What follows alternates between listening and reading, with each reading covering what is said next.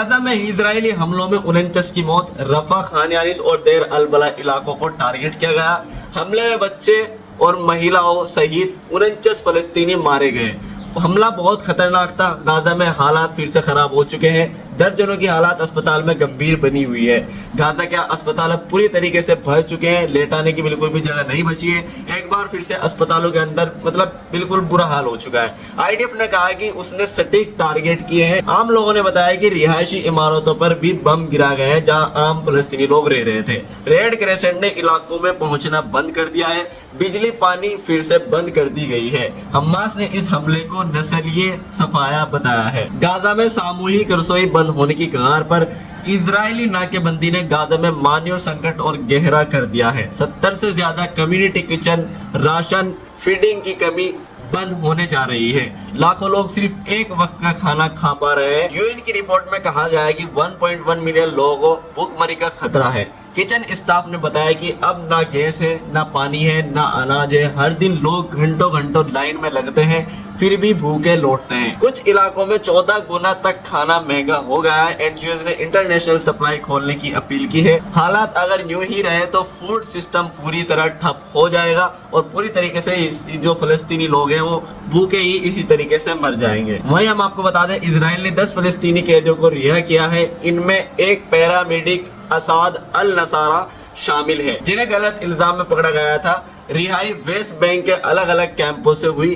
परिवारों ने भारी जश्न मनाया और सड़कों पर स्वागत किया। कुछ कैदियों की हालात बेहद खराब बताई जा रही है। फलस्तीनियन ऑफिशियल्स ने रिहाई की। फलस्तीनियन ऑफिशियल ने इस रिहाई को प्रेशर का नतीजा कहा है। इसराइल ने इस पर कोई बयान जारी नहीं किया है। पिछले एक महीने में ये तीसरी बड़ी रिहाई है। कई एनजीओ लगातार एयरबीटी डिटेंशन के खिलाफ अभियान चला रहे हैं। ह्यूमन राइट्स वॉच ने भी इस मामले में रिपोर्ट पेश की थी। सऊदी अरब ने आईसीजी यानी इंटरनेशनल कोर्ट ऑफ जस्टिस में इजराइल के खिलाफ शिकायत दर्ज की है। आईसीजी में सऊदी ने कहा वेस्ट बैंक पर इजरायली कब्जा अंतर्राष्ट्रीय कानून के खिलाफ है। मुकदमा कई मुस्लिम देशों की तरफ से चल रहा है। उन्होंने कहा फिलिस्तीनी जनता 75 साल से पीड़ा में है। आईसीजी में इजराइल की हरकतों को दुनिया की सबसे बड़ी नाइंसाफी बताया गया।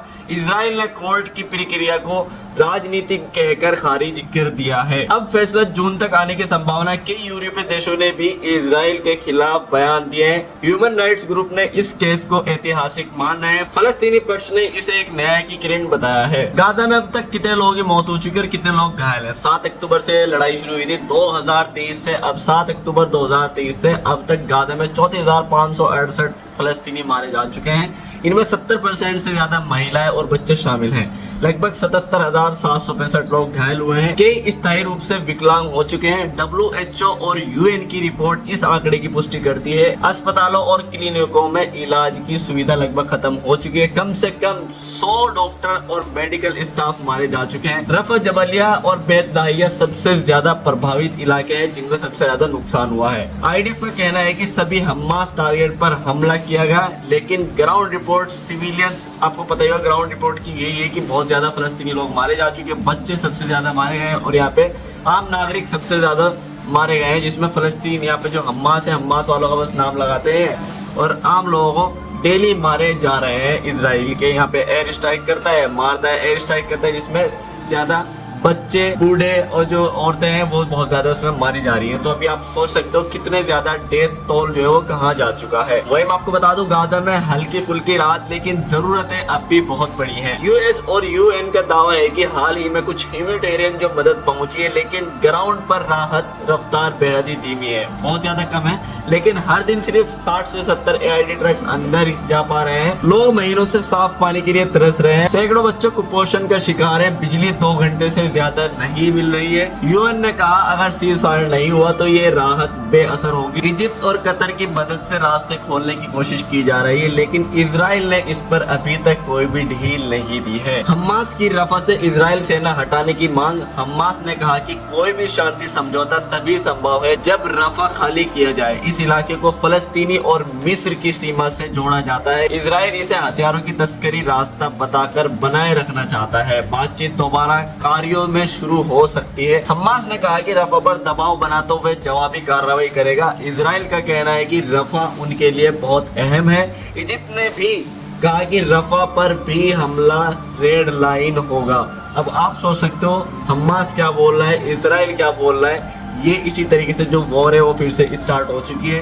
अब लोग डेली के डेली आम लोगों का बहुत ज़्यादा नुकसान हो रहा है, आम लोग डेली मारे जा रहे हैं, बच्चे बिल्कुल यहाँ पे पूरी तरीके से मारे जा रहे हैं। प्लस मैं आपको बता दूँ हालात बहुत ज़्यादा ख़राब हो चुके हैं, खाना नहीं है, पीना के लिए पानी नहीं है, बहुत ज़्यादा बुरी तरीके से हालात हो चुके हैं। अभी डेथ टोल मैंने आपको बताया, और डेली लगभग यहाँ पे कुछ ना कुछ बहुत ज़्यादा लोग 50, 60, 100 इस तरीके से 24 घंटे के अंदर लोग अभी भी मारे जा रहे हैं फ़लस्तीन के अंदर। तो आपको सारे अपडेट्स मैंने दे दिए और डेली आपको इसी तरीके से सारे अपडेट मिलते रहेंगे। जो कुछ भी न्यूज़ होगी मैं आपको बताता रहूँगा। Thank you.